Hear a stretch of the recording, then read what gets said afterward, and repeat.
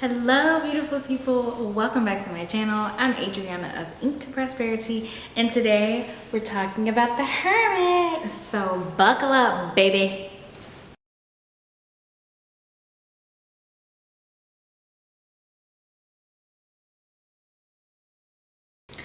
Okay, so if you haven't already checked out my other major Arcana videos, I have it linked up above. Be sure to go check it out. But without further ado, get your pen and paper ready. We're getting into it, okay?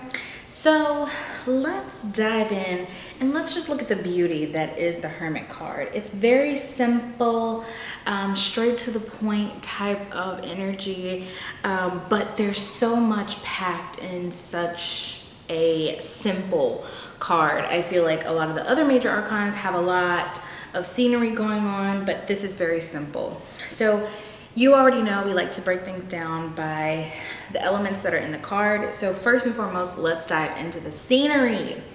So we pretty much have a blue landscape, blue background with what looks to be some ruffles, could be a mountain, could be rocks, could be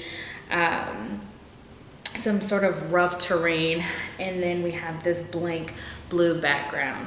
Now, immediately when I look at this card, it reminds me of Plato's Allegory of the Cave.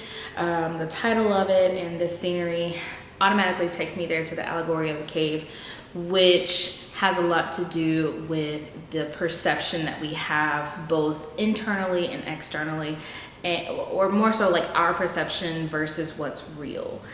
And so go ahead, do a little Google on Allegory of the Cave. Really interesting story. But this blank background gives me the idea that the scenery, what is on the outside, is not of importance when it comes to the Hermit card. It's not about the mountains, the sun, the ocean, the trees, blah, blah, blah. It's not about that external world. It's about what's all in here. So that is giving us this foundation of what the Hermit card is unraveling and what it means when it pops up into your readings. Next, let's move into our actual person. So we have this older gentleman. I hope that you can see this as best as you can. We have this older gentleman dressed in these gray robes with a hood. He has a staff and he's carrying a lantern, and you can see in here he has this gray beard, signifying that this is someone who has aged a little bit, and with this non-youthfulness that he has about him, it indicates that this is a card that is signifying maturity. This is a sign that is signifying having gone through life, having gone through some experiences and some things, and has stories to tell. And with this robe being such a gray color, gray is often associated with confusion, sometimes mental blockages. It can also be signifying kind of like this openness, you know, like gray takes on a whole lot and it blends in with a whole lot. So it's this kind of like blended energy and this almost protective color, because it does blend in so well. With our staff and our lantern, staffs are often used in so many different fictional and non-fictional stories, and staffs are often associated with old white men who have gone through life and have something to teach you. And I think that the staff to me is such a it symbolizes that you've gone through some sort of initiation. You have gained this staff because you went through something, you learned it, you taught it, and you are embodying the lesson that it is you learned. And so staffs have such a strong symbolism around victory and learnedness and embodiment for me. And the lantern, you know, the light has such high symbolism around aha moments, ideas, clarity, and also guidance as well. So just checking the time. Okay, we're good. Next, we have our Roman numeral, which is number 9. the Hermit is connected to the number 9. 9s are so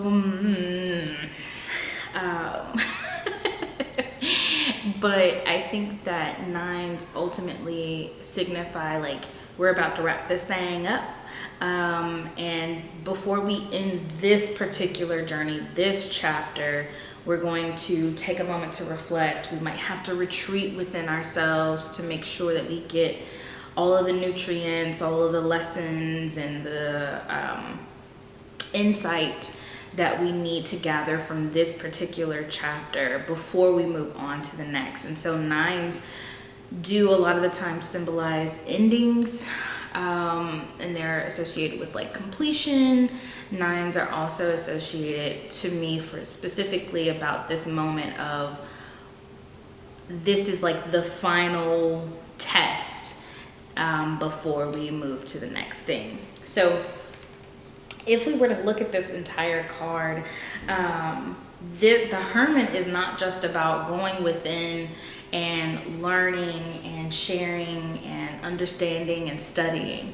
The Hermit is also specifically about being in a place where you are open to receiving, because it's one thing to like read a book, but it's another thing to actually soak in what this book is having to say to you. And you have to be open to learning in order to be in the place of the Hermit. When this shows up, a lot of the times this does symbolize that you probably need to be doing some stuff alone. There's some solo journeying that you need to take part of. And it's not to say that you need to be a complete withdrawn. You really have to use the other cards to figure that out. But it does symbolize that you are in a place where the next steps will require pretty much just yourself and what you have to offer and learn. So also shout out to Gerald, the Urban Alchemist, for bringing this to my attention around the Hermit. But the Hermit, yes, does have a lot to do with like being in your comfort zone and being all up in your shell and soaking in knowledge and wisdom and being really intelligent and blah, blah, blah, blah, blah. But the Hermit also has to come out. The Hermit does come to share wisdom and knowledge, and that there is balance too in that solitude. And so it's possible that the Hermit is showing you like, yeah, you've been alone for a little while and you've been rocking this journey solo, but maybe perhaps it's time for you to share everything that you've learned with those around you and those who you feel connected to. So that is my Hermit in a nutshell. I really love this card. I apologize for the beeps. I'm recording in a new area, but all in all, I say this to say the Hermit is such a special card for me. I love this card so much, and there's so much more depth to go into the Hermit, and I think that's why it's so important that you study these cards on your own, because what the Hermit teaches me is not going to be what the Hermit teaches you. But the only way for you to do that is to get into your Hermit mode and start studying, boo. Okay? So without further ado, thank you for joining me. Be sure to stay tuned for the next video. And I want to know, are you in your Hermit mode or are you coming out of your shell? Let me know down in the comments. Mwah!